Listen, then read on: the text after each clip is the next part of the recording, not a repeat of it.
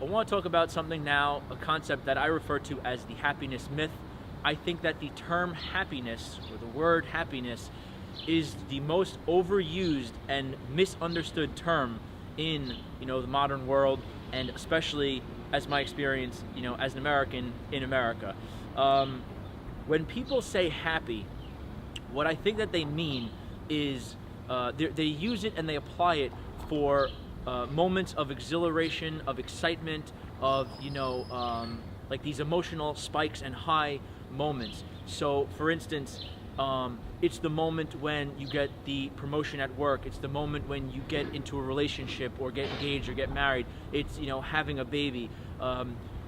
It's these impressive or excitement filled moments. And don't get me wrong, these moments are great.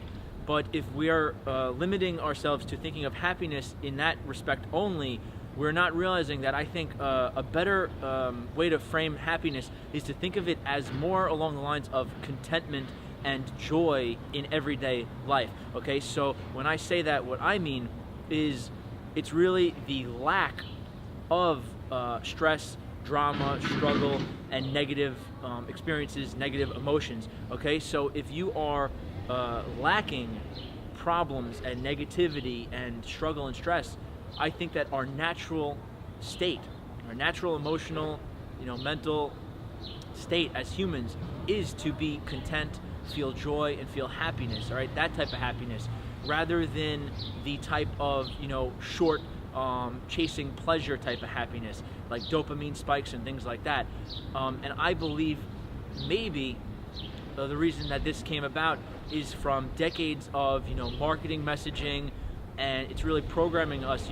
If you're unhappy because you don't have the luxury car, you need the luxury car, then you'll be happy. So it sort of sets up like, if you have X, then you'll be happy. And I think a lot of people are chasing happiness through materialistic possessions and a consumeristic pursuit, when in reality, as I said, I'm not looking at happiness anymore as these peak experience moments, like, oh my god, I'm happy now, ha ha ha. It's not this extreme like exhilaration. It's more of a stable, constant joy and contentment.